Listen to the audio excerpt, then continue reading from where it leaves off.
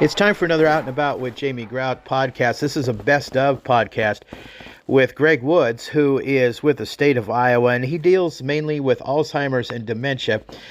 Several weeks ago, I had Greg in to speak to our Rotary Club in Newton, and before I introduced Greg, I asked the members of the Rotary Club to raise their hands if they had known of someone who had dealt with Alzheimer's or dementia, or had in some way had dealt with, in their own way, Alzheimer's and dementia. And I would say 90% of the people in the room had raised their hands because it affects so many people. And so I thought this podcast was worth repeating. And so Greg tells us quite a bit about Alzheimer's and dementia in this podcast. And so take a listen to this. I think you will find it very, very enlightening.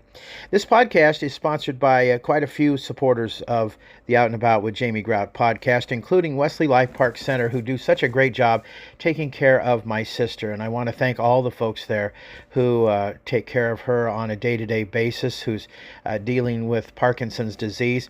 And you or your friend or relative will certainly enjoy the services of Wesley Life Park Center. They do a great job, and you can pursue your joy at Park Center by offering living options across a continuum. Park Center provides vital, enriching environments for everyone, a community for healthy living focused on holistic health and well-being. Their programming enhances emotional, intellectual, and spiritual wellness and enables you to live a life that's healthier in every way. Park Center is at home in Newton with many residents and team members having lived in their lives in a great way at Wesley Life Park Center. To learn more about Park Center's different levels of living and to find a lifestyle that's just right for you, contact Lisa Zylstra at 641-791-5000. That's 641-791-5000 at Wesley Life Park Center. Also by Ryan's Tire and Auto on First Avenue, Newton. At Ryan's Tire and Auto, they take pride in delivering more than just tires and vehicle maintenance. They provide an unwavering commitment to great service every time. As a locally owned and operated small business, they understand the importance of building lasting relationships with their valued customers. Their team of dedicated professionals is passionate about automobiles and is committed to going the extra mile for you. They're proud to serve their community with great levels of care, expertise, and dedication that only a hometown business can offer. That's Ryan's Tire and Auto on First Avenue in Newton.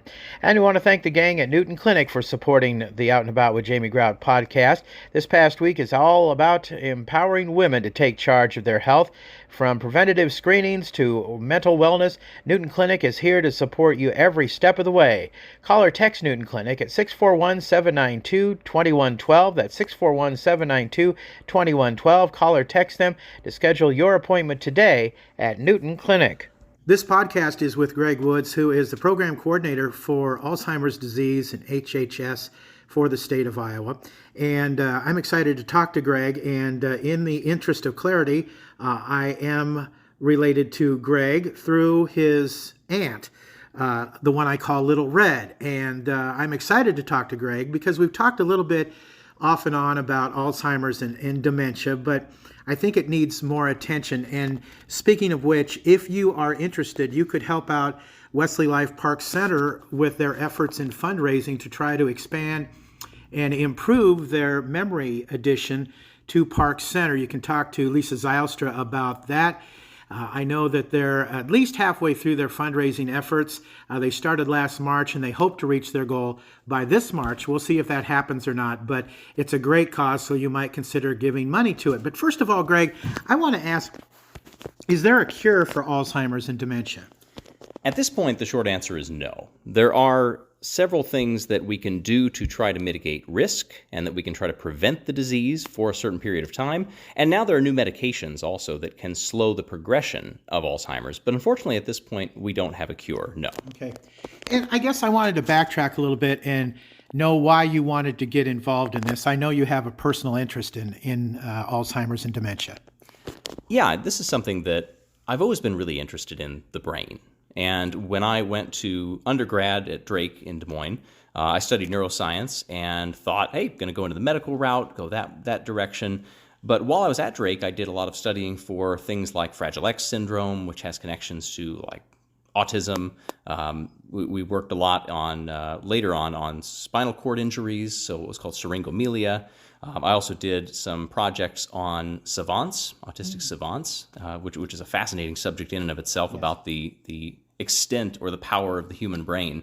And then eventually, down the road, I went into some public health, did a bit of med school, really didn't like it, and then ended up switching to community and behavioral health. So at the heart of that is working with people, with communities, trying to make a difference on stuff at the grassroots level. And that really appealed to me.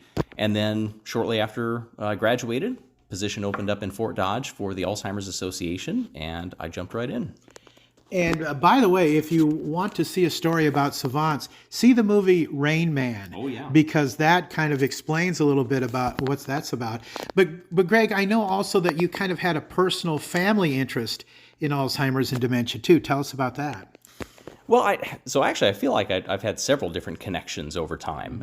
In addition to some relatives who were affected by dementia, especially later on in life, have some family friends as well, some members of the community also who have had different types of dementia. So I feel like there's actually several different angles that I could take with that.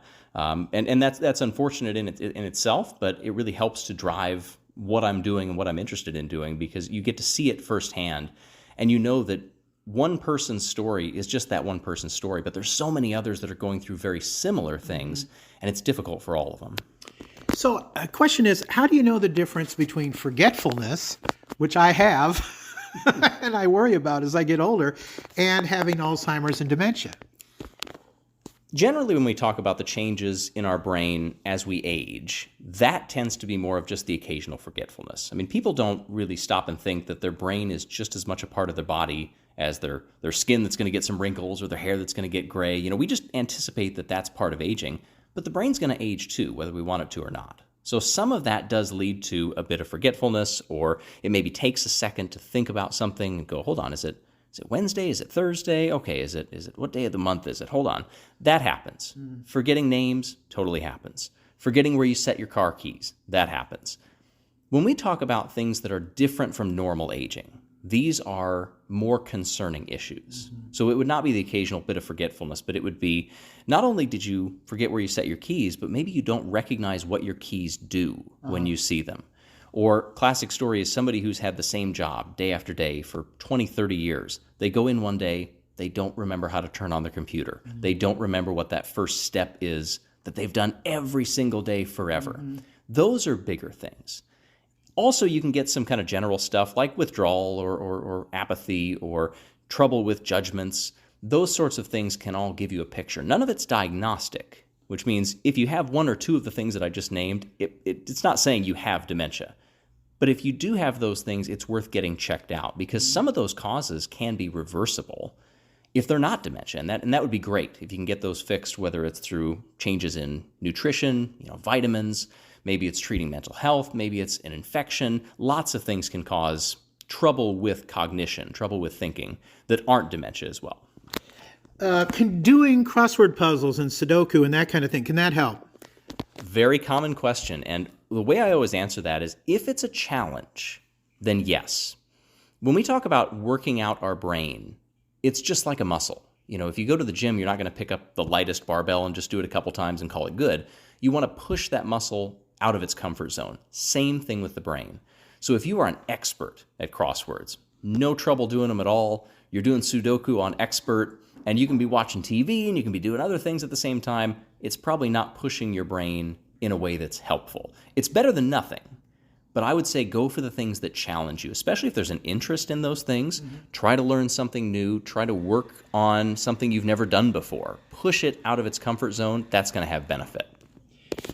I remember asking you about Prevagen and some of those drugs, supplements, if you correctly call them, that are supposed to help you with your memory. And you gave me a very interesting answer for that. What do you think about those? Because I was buying Prevagen for a while, but it's so darn expensive, and I wanted to know whether it was worth my while. Generally, with things that are considered supplements or herbals like that, the core of their claims legally don't have to be proven. So the way that they are set up within the FDA, within the federal government, they don't actually have to show that what they claim to do, they actually do.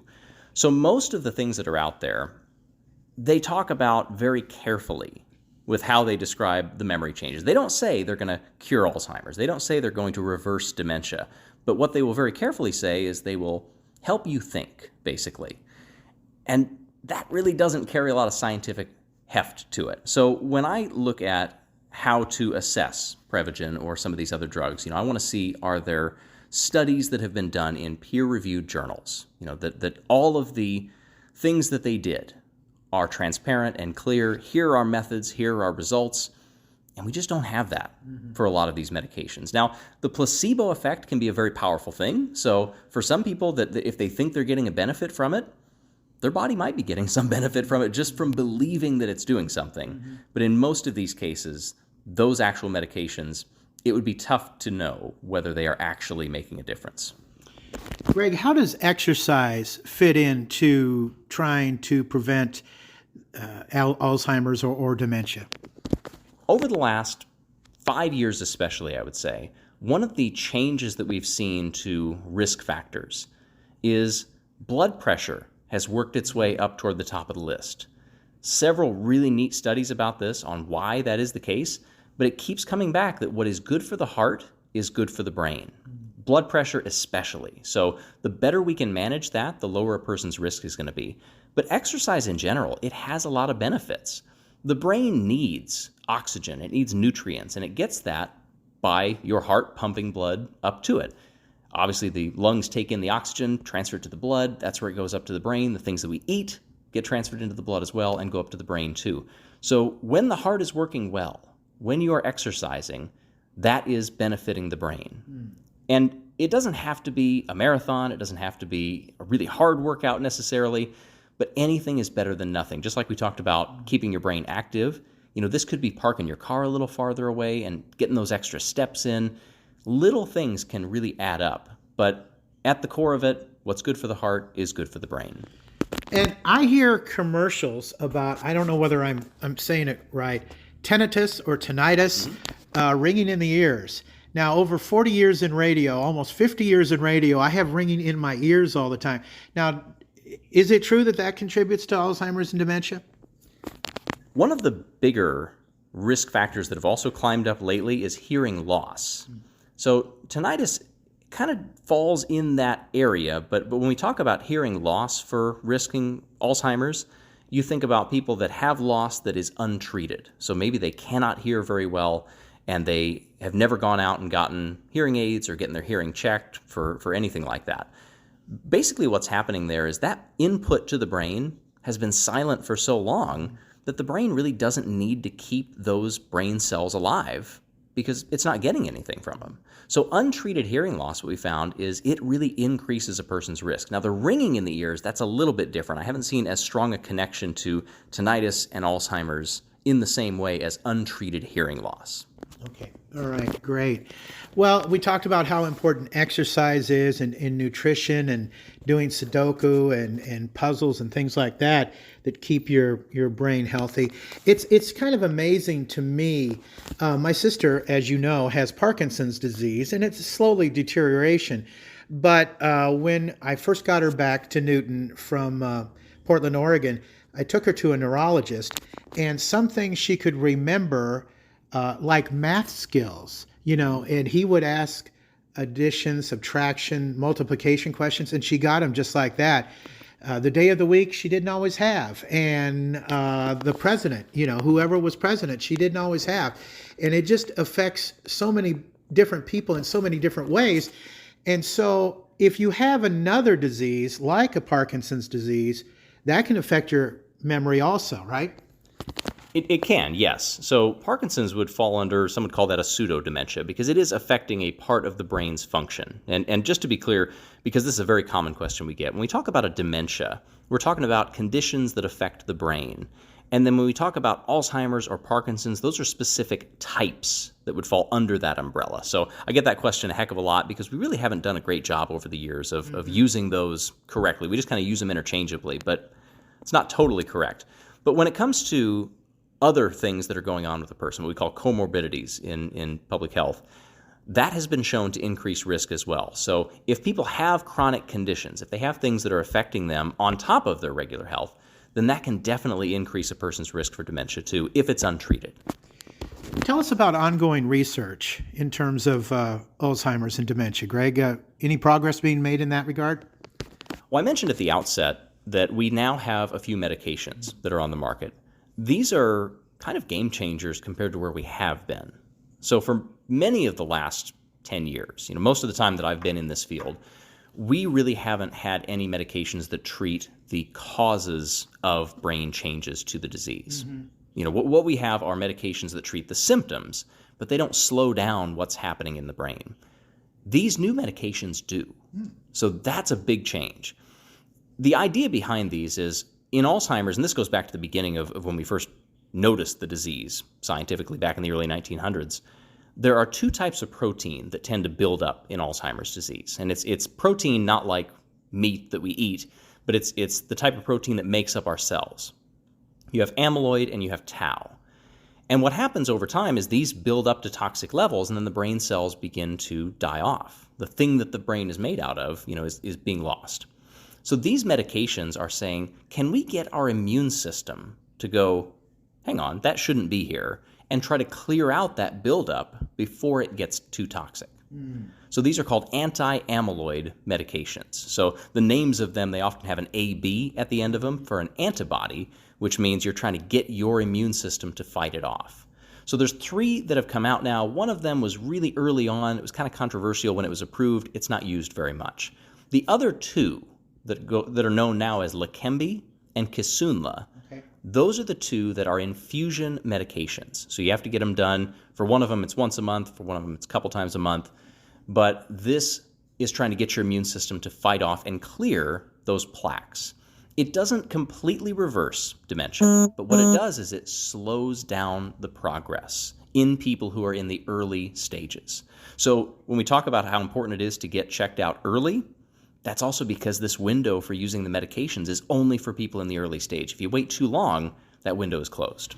So how does someone listening who might be affected by this or have a friend or relative that might be affected by this know that they need to be tested, Greg? The testing is always really difficult because here in Iowa, very rural places, not everybody is going to have access to what they think of as specialists to be able to do this. The good news is most primary care doctors can get you started in this journey. 2 ways really good to do this. One of them, you can just go in and talk about memory concerns. There have been a lot of studies that show that both doctors and patients think that it's really, really important to talk about those, but each one always thinks the other is going to bring it up first. We've seen that for years in studies, that they go, oh no, they're going to mention it to me if there's anything that comes up. And then it doesn't happen. So just go in and ask about it, either in yourself or in a loved one. The other way to go about it is every year people get a free annual Medicare wellness visit. For those who are on Medicare, it's basically a checkup. It's for preventive health. So it's not going to be all of the physical and the tests and everything else. But part of what that should include is a cognitive screening. And what they do for that is they basically test your short-term memory. And you talk about what is preserved in the disease versus not. Short-term is the first thing to go in Alzheimer's disease. So the stuff that happened recently, like minutes ago, hours ago. So they're going to test that. And it may seem a bit simplistic. It may seem like it's not that serious a test.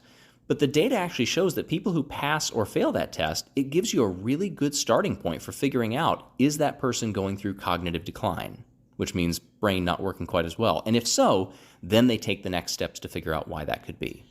So does someone talk to their primary care physician about getting that Medicare test? You can, absolutely. And when it comes to the cognitive screening itself, doctors don't have to be the ones to do that. Commonly they are, but we're seeing more that nurses or PAs, they're also able to administer the mini-cog, which is the kind of preferred cognitive test.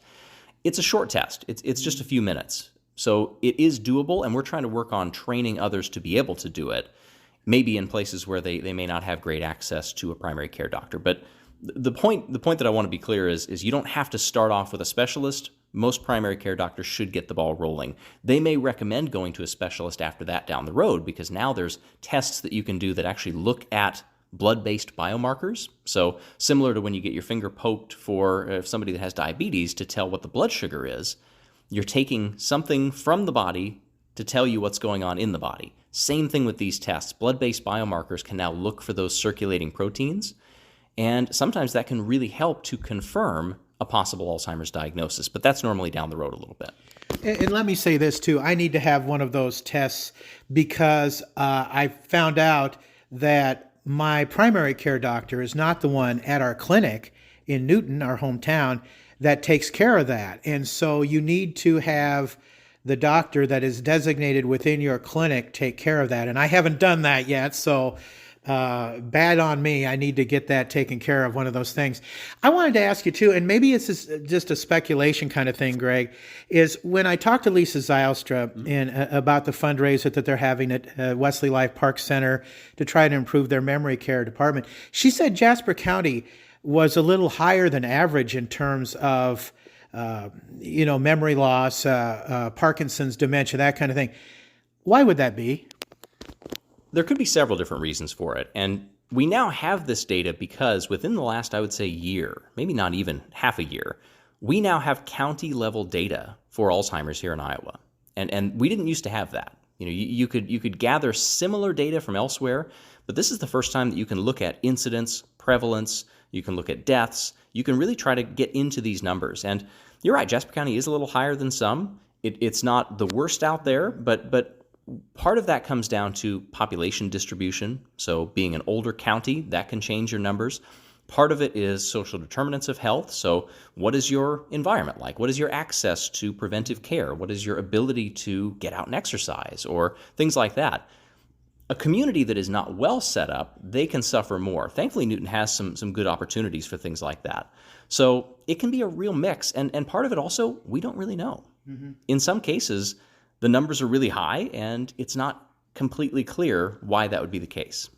Okay, so the first step, what, if somebody thinks they might have Alzheimer's or dementia or memory loss of some kind, is to either talk to their primary care physician or somebody who is the designated person for Medicare to do a test, correct? That would be a good place to start, yeah. And also, if maybe you have this in your family, and you're not experiencing it yet either, I want to say that you can go in and get those tests, and they can serve as a baseline for later. People often think, no, I'm only going to be tested if I'm showing symptoms or if something's going on. But if you go in years later and you've never had this test before, they don't know where you started. Have you declined? Have you stayed the same? Mm-hmm. So having that baseline can be equally as important. So just keep that in mind as well. But there's also things that people can do before they take that step to try to make themselves healthier too.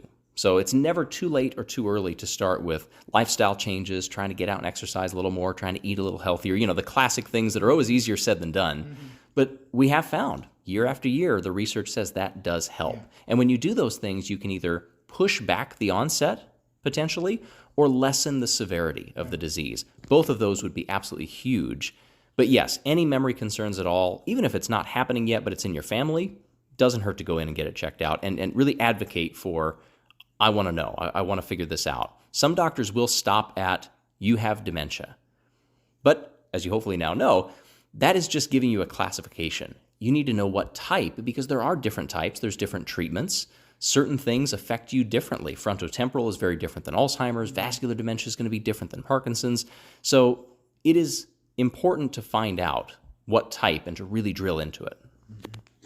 Well, great, Greg. I'm looking forward to you speaking at our Newton Rotary Club on February 4th. And my first question I'm going to ask the Rotarians when I introduce you is, have you been affected in one way or another by Alzheimer's or dementia? And I expect at least 90% of the room will raise their hands. My grandmother Grout had it to the point where she sadly was, she died in her 90s. She lived a good long life, maybe not such a good, because she had Alzheimer's or dementia. And we had to mark her clothes with her name because she was going into other residents' rooms in the nursing home because she thought they were stealing from her. Mm-hmm. And it can really affect people. And I see TV commercials about how it can affect your personality too. So that it's just such a diverse kind of problem to have to deal with. If people want more information, how can they find out about that? There's several really good resources around the state right now. Obviously, we have the HHS website. You can search dementia on there, and that will get you a good list of what other partners are doing here around the state. Dementia Friendly Iowa, they have a dementia resource guide that is really good.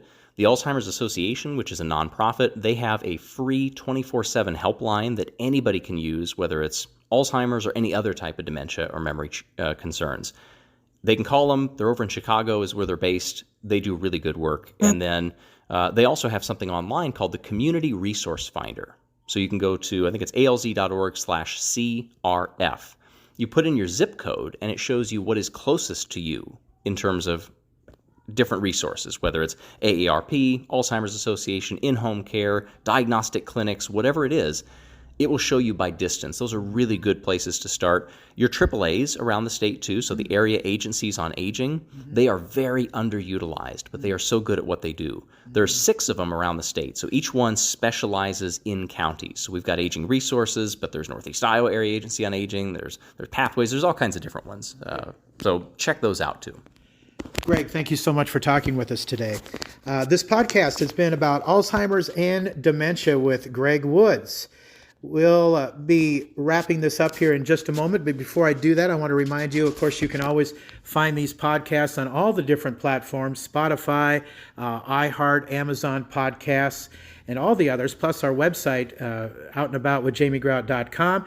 And Greg and I will be doing a video shortcast in just a few minutes about this very, very important topic about Alzheimer's and dementia. This podcast also sponsored by the fine folks at Jersey Freeze in Monroe, Lynette Baker, Halo Branded Solutions, along with Westside Java Coffee Bar and Advantage Credit Union, where their Community Shred Day is coming up June 21st. Financial fitness doesn't happen at the gym. This is your spotter, Ashley from Advantage Credit Union. We'll do the heavy lifting while you gain the power of loan pre-approval. This kind of muscle means you know exactly how much you can borrow for that next vehicle and what your payments will be. Plus, you have 30 days to shop any dealership for your purchase to work out. ACU membership is better than a gym membership because you actually own the place. Local money, local decisions, local service, and locally owned by you. Subject to credit approval, member NCUA. Until next time,